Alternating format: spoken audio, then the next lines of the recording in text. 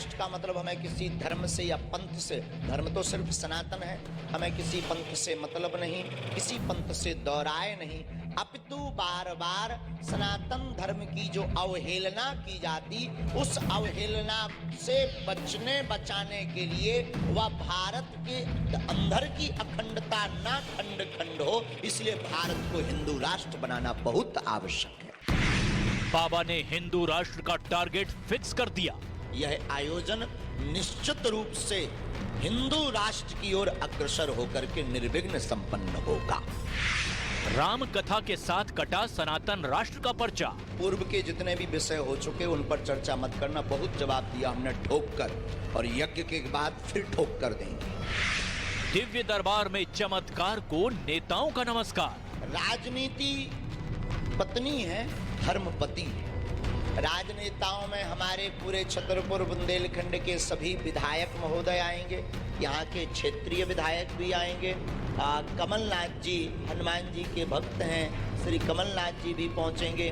और ऐसा भी हमने सुना है कि मध्य प्रदेश के हमारे यशस्वी मुख्यमंत्री महोदय भी 18 फरवरी को बागेश्वर धाम आ रहे हैं। भारत जो है, भारत अपने संविधान के अनुसार चलता है।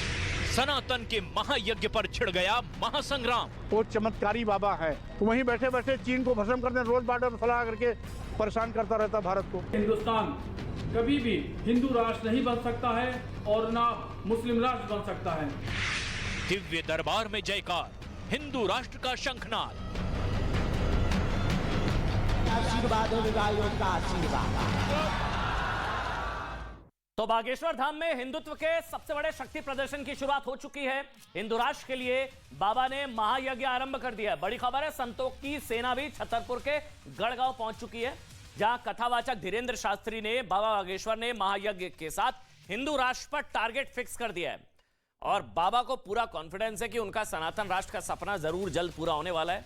एक तरफ हिंदू राष्ट्र का जयकारा है, तो बाबा के दरबार में नेता भी हाजिरी लगाने पहुंच रहे हैं। कमलनाथ, जी हां, सामने 2024 का चुनाव है, इसलिए बाबा बागेश्वर से जीत का पर्चा फटवाने के लिए या कटवाने के लिए होड़ मची है। कांग्रेस नेता और हनुमान भक्त कमलनाथ बाबा बागेश्वर का आशीर्वाद लेने पहुंचे। वहीं बीजेपी के बड़े बड़े नेता भी बाबा के दरबार में पहुंचने लगे हैं। एक तरफ सियासी दरबार लगा हुआ है, तस्वीरें हम आपको दिखा रहे हैं। तो समाजवादी पार्टी के नेता स्वामी प्रसाद मौर्य ने कहा है कि आचार्य धीरेन्द्र शास्त्री इतने चमत्कारी हैं, तो चीन को क्यों नहीं भस्म कर देते।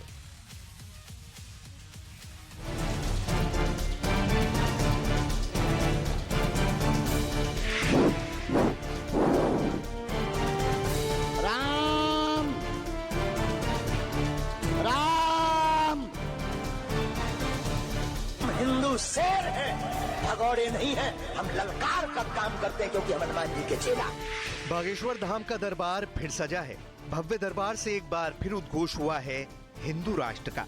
हिंदू राष्ट्र का मतलब हमें किसी धर्म से या पंथ से, धर्म तो सिर्फ सनातन है, हमें किसी पंथ से मतलब नहीं, किसी पंथ से दोहराए नहीं, अपितु बार बार सनातन धर्म की जो अवहेलना की जाती, उस अवहेलना से बचाने के लिए वह भारत के अंदर की अखंडता ना खंड खंड हो, इसलिए भारत को हिंदू राष्ट्र बनाना बहुत आवश्यक है। हिंदुस्तान को हिंदू राष्ट्र के महासंकल्प को पूरा करने के लिए अडिग बाबा का महायज्ञ शुरू हो चुका है।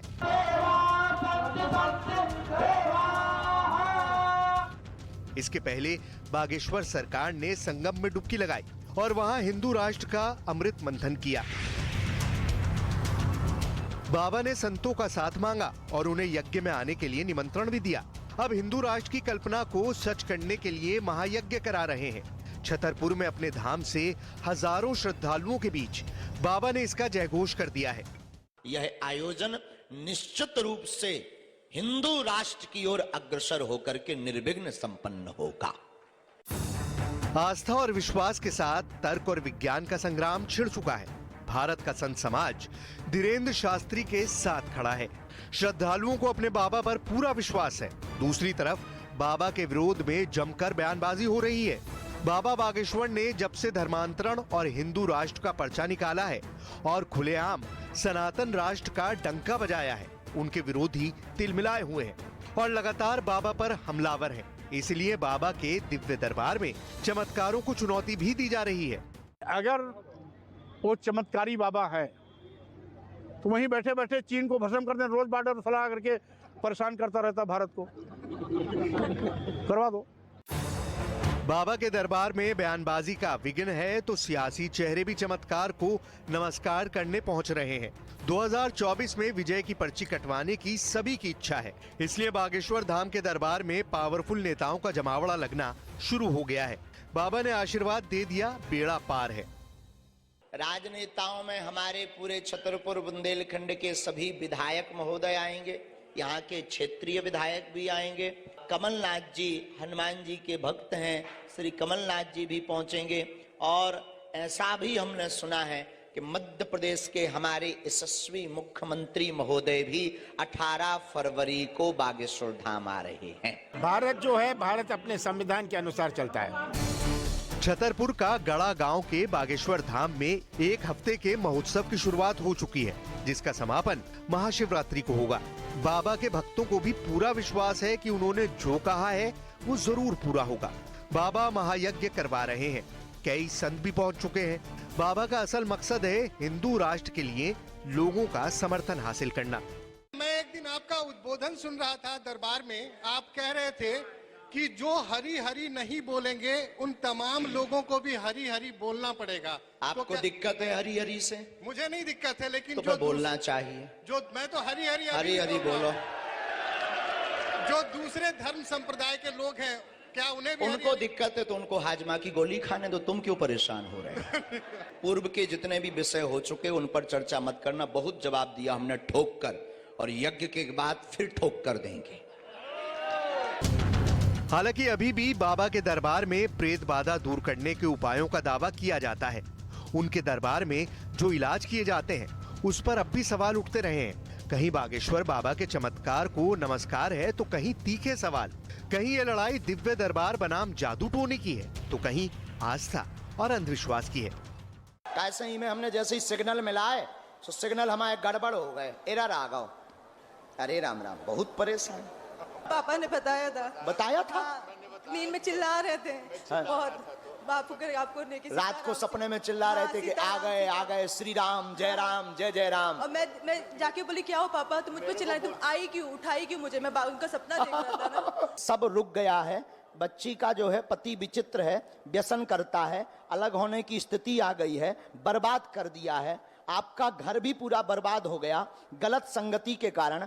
आप तो बहुत भक्त हैं, लेकिन आपका परिवार बहुत उपद्रवी है। घर से पौवा पीते हैं, नशा बहुत करते हैं, और छोटी बेटी पर भी उपद्रव मचता है। छोटी बेटी भी गलत रास्ते में है, जो माइक के कारण, हम बदनामी के कारण बोलना नहीं चाहते, जिससे आप वर्तमान में डिप्रेशन में हैं।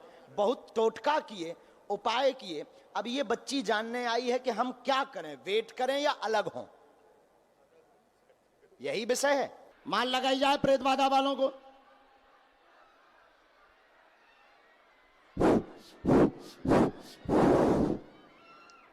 राम राम, और तेज माल लगाई जाए, उठा पटक की जाए प्रेत बाधा वालों को।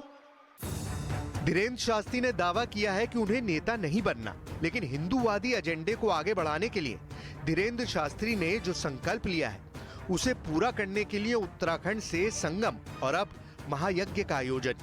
साफ है कि बाबा सिर्फ दरबार तक सीमित नहीं है, उन्होंने सनातन की मशाल अपने हाथों में उठा ली है।